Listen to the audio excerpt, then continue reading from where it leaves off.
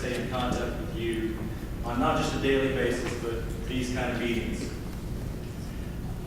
They also send out the DNA swabs to get the family reference samples and identify the PAD. And it says here that the PAD is not always the most involved person.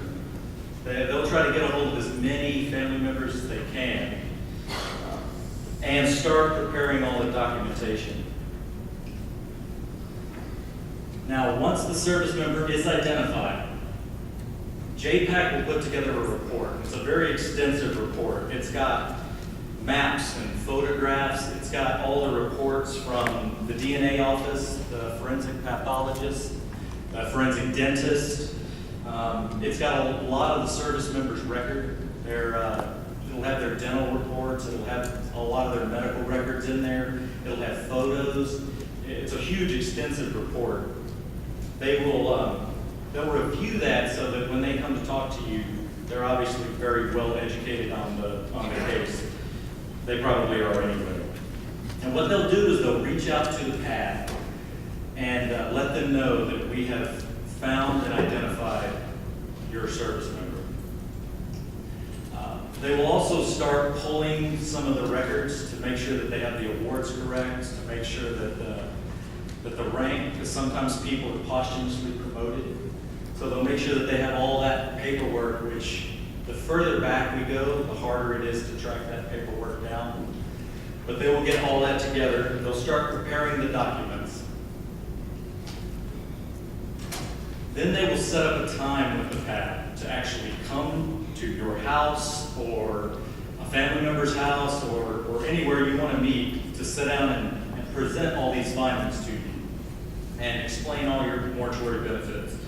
So, in a nutshell, all these people work very hard for years and years, and then somebody like me gets to come to your house and take all the credit and get all the glory. Oftentimes in that report, if DNA was used to identify the remains, we will take one of the DNA technicians along with us, because the Lieutenant Colonel's report brief was very good, very in-depth. I didn't understand a word of it. So we'll actually take one of the professionals so that they can explain the science to you. How Susie Barrett Ross will stand up. Have Ms. Ross stand up, please.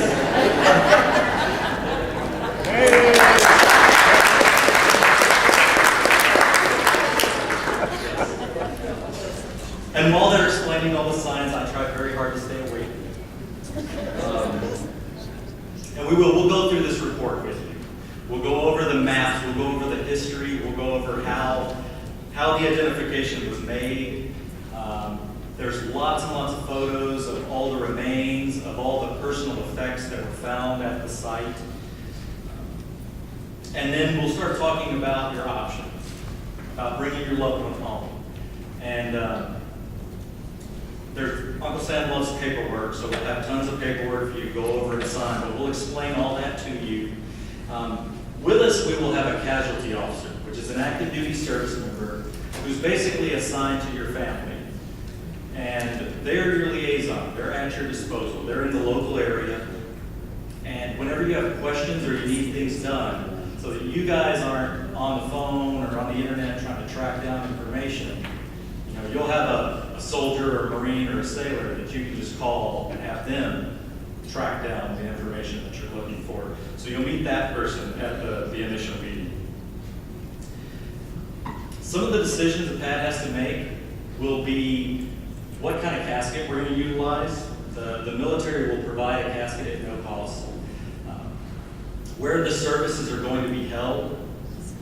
They will identify what funeral home they want to use. If the body's coming back to your hometown, we'll need the liaison with the local funeral director. Also set a date, a time and a date, so whatever's best for all the family members involved. Obviously, it's not like a current death.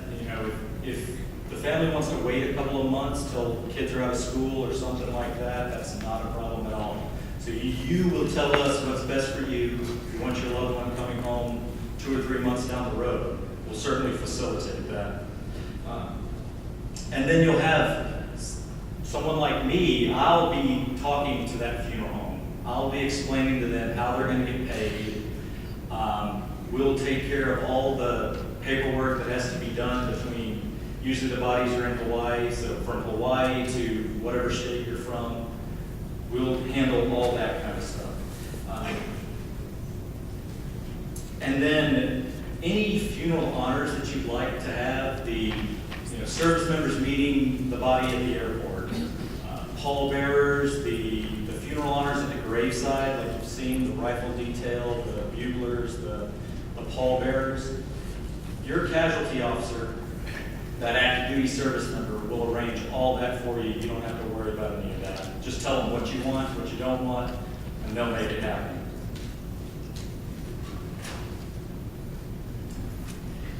If you're considering burial in a national or VA cemetery, we will help liaison with that entity. Especially Arlington, will set you up with the service representatives at Arlington National Cemetery. We'll explain to you the funeral benefits. So the initial preparation of the body, getting the body prepared from a mortuary standpoint. We will also put a brand new uniform in the casket with the body. We'll do that.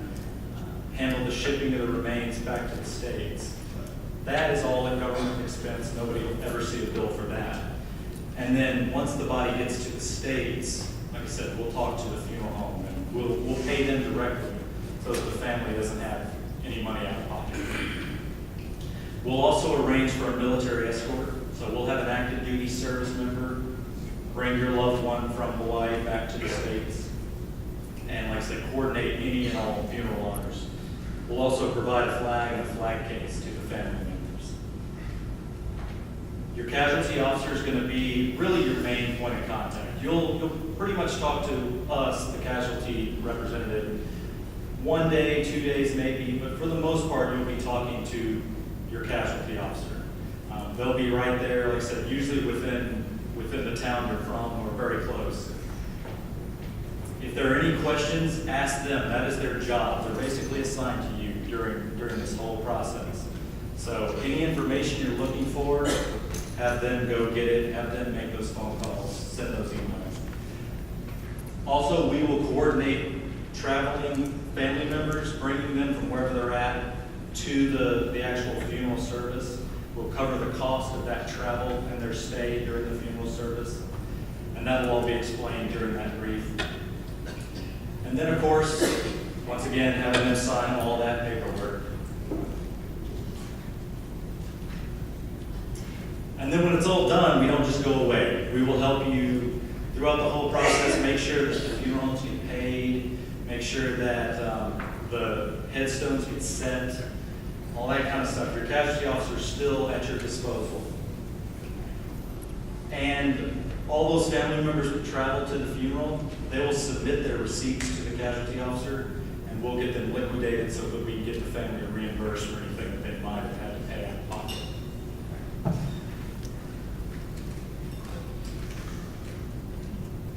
I didn't really go too much into monetary amounts because those amounts change every couple of years.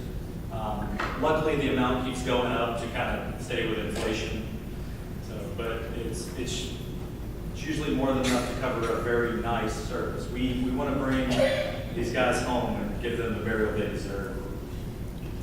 How can families help? The main thing is just stay in touch with your casualty service officers. If your phone number changes, if your address changes, if your email changes, let them know. Also, be reaching out to other family members so that they can get their information on file, so that they know how to reach them, because they may need a DNA sample from them. And then spread the word. Tell people about the work that all these people are doing on a daily basis. Try to keep it short because I know everybody's sleepy. So here are and this information is available, but here are really key contacts at the casualty offices for all the different branches of service.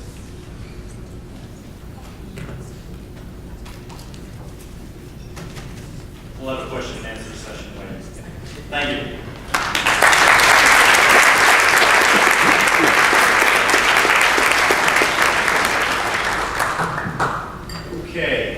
do now is we're going to open the floor up to questions and answers for, where's Tom going? We're bringing all the speakers up. Do you have an after break on the schedule? We were going to do break. We were going to do Q&A just for them. Oh, okay. You can do that. 7 o'clock? Yeah. Where's Tom Holland going though? Okay, Chief Colonel Reagan. Do you have questions? Anyone have questions for the Chief and Lieutenant Colonel Reagan?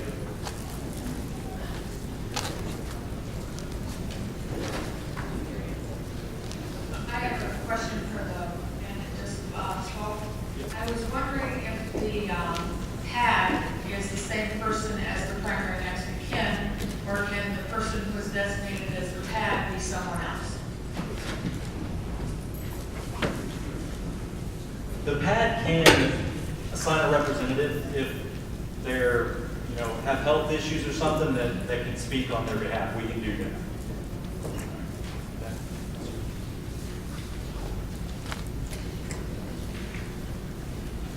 Are you good with that, Beth? For your case as a P9, is Greg Gardner, are you Arnie? Yeah. Greg? The P9 is the pad. Yes. Yeah.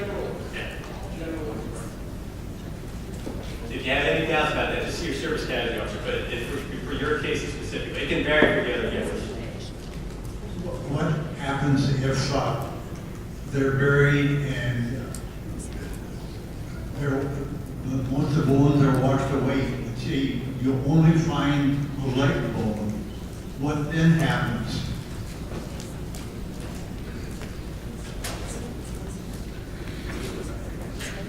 Well, if all we find is, for instance, a leg bone, and the leg bone is identified as belonging to the service member, we will treat that as if it's a full body. So the leg bone will be placed in a casket. We will still place a full uniform in that casket, and we'll still have a full burial, even if it's just a leg. We've done that for just a tooth, because those guys deserve a funeral and an honorable burial. So we try very hard to get them.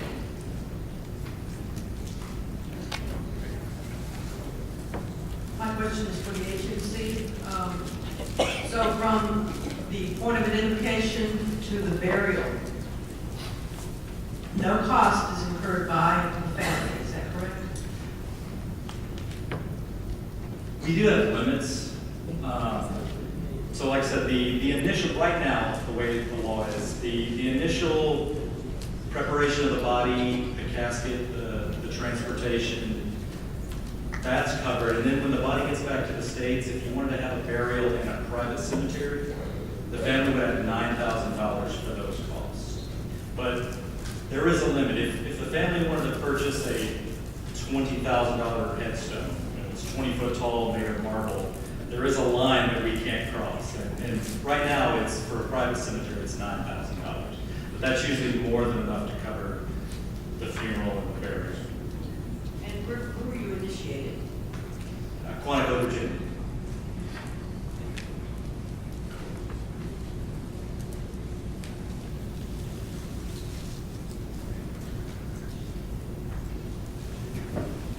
A question over here.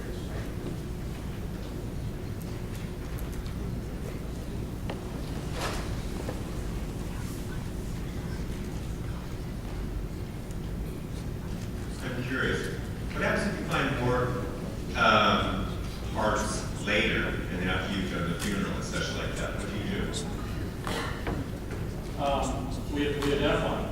We run the whole process over again because we won't know whether there are additional remains of that individual until you run all the tests. And that's really the time-consuming and resource-consuming part of it. So once we've established that there are additional remains, most of the work is done. And at that point, it goes, we'll give you a report just like the initial identification report that outlines all the analysis, all the photographs, the logic that went into why we think it's additional remains of this individual.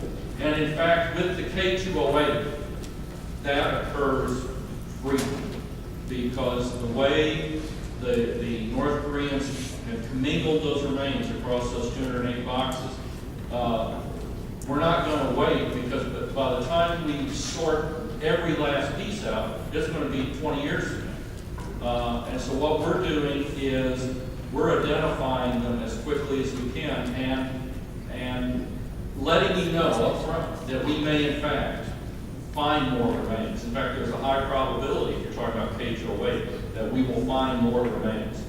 And at that point, you can discuss it with the casualty officer, how you want to handle that in the future. But we handle it as if it's a brand new case. And then afterwards, if the family wishes, we can bring those remains home and have them buried in the same grave. We can do that. Still, there would be no cost to the family.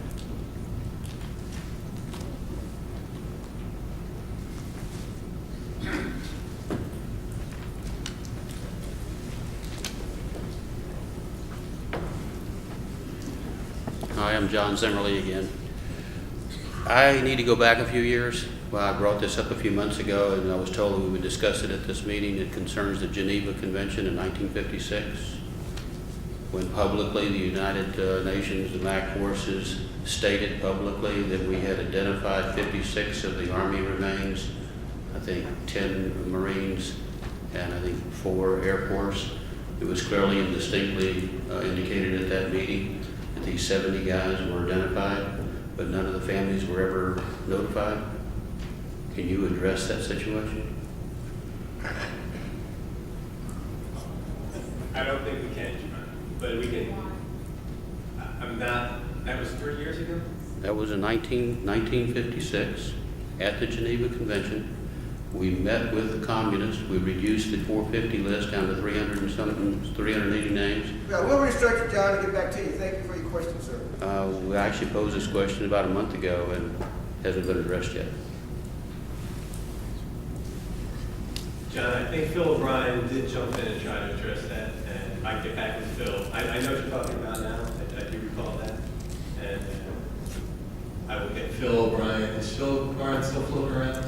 Yeah, we'll get back with him, man. I don't know. Okay.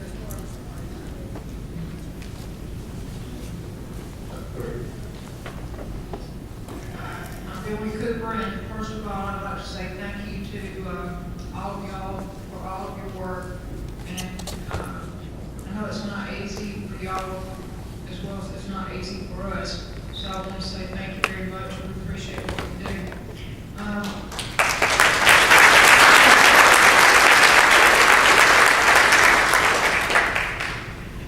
I understood or was under the impression from a prior meeting that like if the remains were identified at the punch bowl, that a member of the family would go up to the punch bowl and somebody from the military would come back. Does the family go up, or the military strictly brings the remains back to us? You're talking about after identification? Yeah, after you identify it,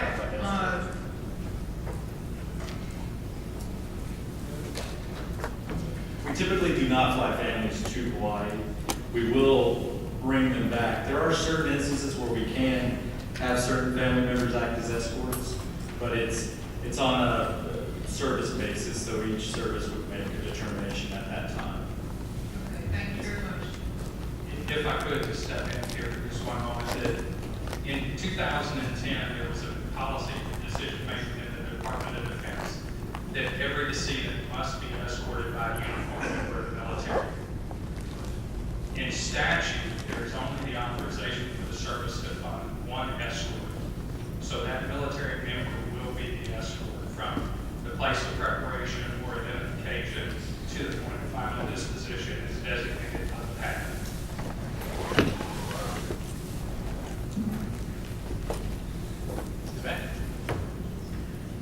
I was just wondering, has there ever been a confirmed recovery from the Apex camps? No, no.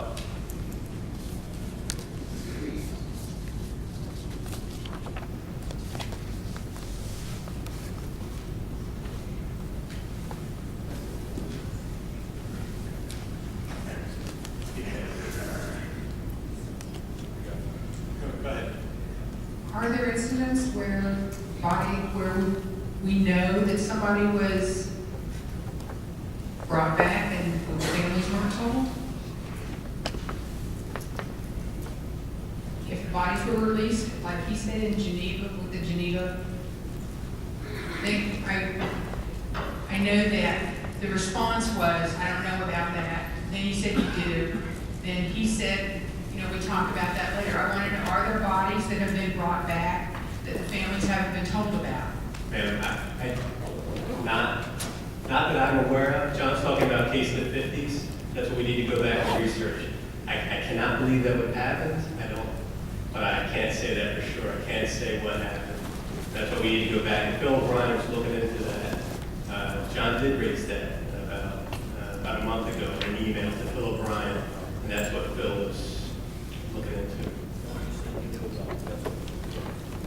No, I'm saying, when I said I knew about it, I was talking about John's email to one of the analysts. So, please, I didn't say I knew about remains coming back and not being, the families not being informed. To clarify.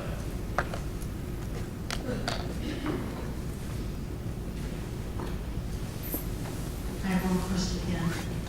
Everything that I've read about Camp 5 in the January to the spring of 51, it seems like from all the references that they were saying that maybe, 1,500, 1,000, 2,000 men died from malnutrition.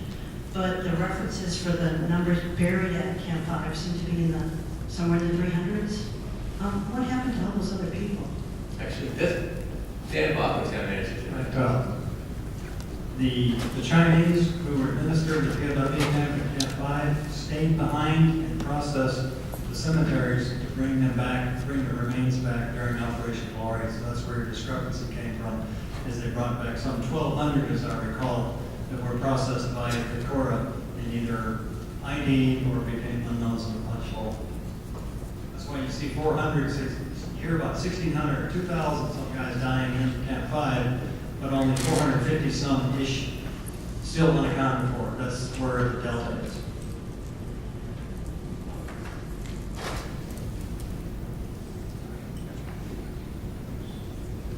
Don't forget Colonel Reagan. Make sure you ask Colonel Reagan. Question pertains to the pad. Does the pad have to be a blood relative, or it can be a family member, like a cousin, or married into the family?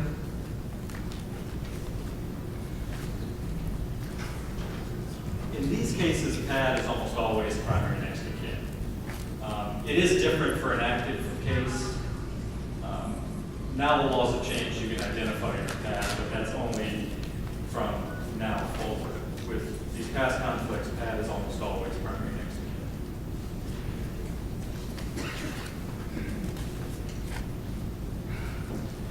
I'm PAD, also primary next of kin, also PAD. So what happens?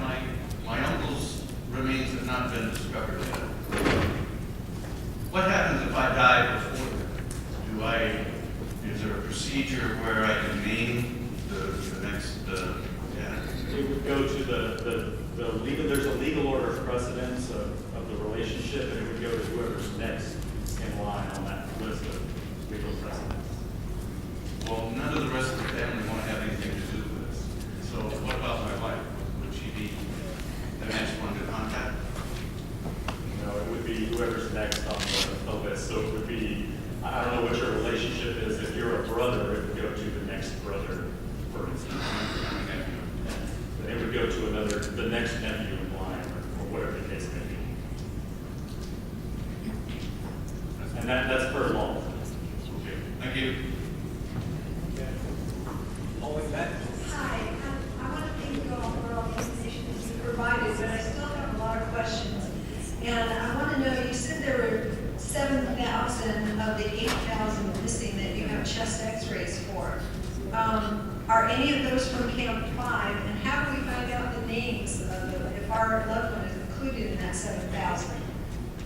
And also, how many remains have you found in the punch bowl that were from Camp 5? And why is it taking so long since you have them in Hawaii? Those are my questions.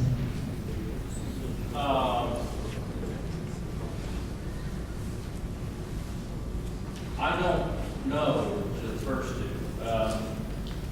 We can run the list of the X-rays to find out how many are Camp 5, but I don't know that sitting up here. If you would put that request through your service casualty office, what they'll do is they'll email me. I'll have somebody run it. I will send it back to them. So I can find out whether my uncle is, you have the X-rays? Yes, you can. Yes, you can. And I said we have 7,000 of the 8,000. We actually have just recently, most of that 7,000 were Army, not all of them, but most of them were Army. The Navy and Marine Corps records were held in a separate location.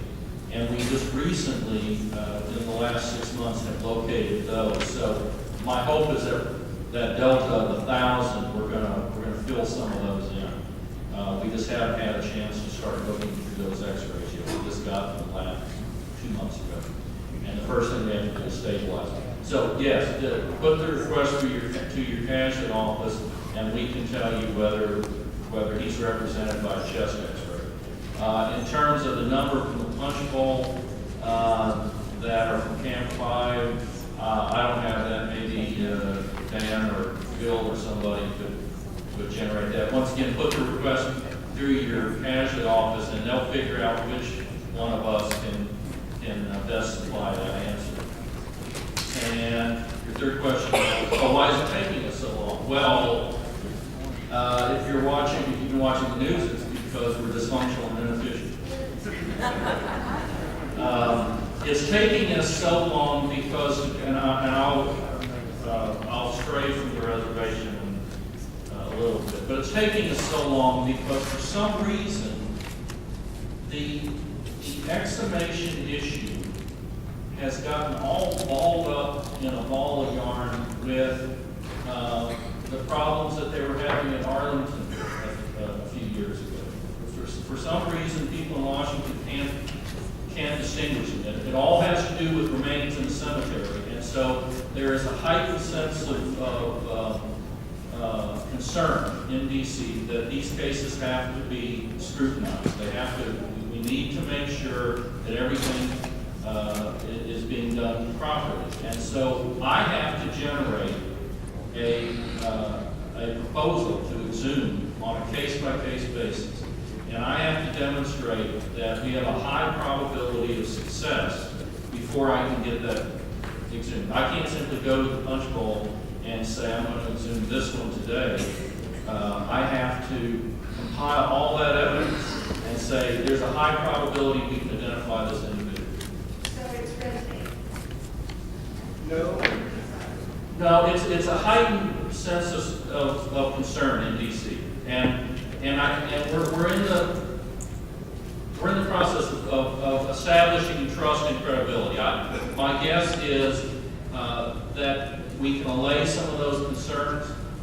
We've already streamlined the program from a year ago. It's much faster now than it was a year ago, and my guess is we can streamline it even more. But there is a sense of concern in Washington that we want to make sure things are handled properly, and so we have to demonstrate that in fact we are good stewards of this issue. And now, what is required, what Congress is requiring us is to provide oversight and accountability. And that's why there's an extra layer of taking a look at their requesting their work. And right now, the oversight is being provided by DPMO. Once DPMO confirms that all the information that's being provided is accurate, then the Secretary of the Army then signs off on the request for the process to occur. So what can we do as citizens in addressing our congressmen and senators to expedite this process? Well, I'm not sure you want us or anybody to operate without some type of oversight. The reason that was put in place was because of the issues of Arlington and I guess Dover at the same time, and that caused quite a commotion. I'm not sure you really want us to be operating without some type of oversight. So But I will tell you, ma'am, that nobody's worked harder than General Winfield, so it's frustrating for him as well as the rest of us. So nobody's worked harder to crack this nut than he is. So when I say it's frustrating, I'm not pointing fingers at him. I'd like to take a 15-minute break. And the nice thing, we're taking a break, and we're going to be back in here, and we can wrap up the Q&A. So folks that still have questions, you can ask them in about 15 minutes. So we're going to have extended Q&A. And I think a lot of folks need a break. So we just want to give a final round of applause to Dr. Arlington, our Randy.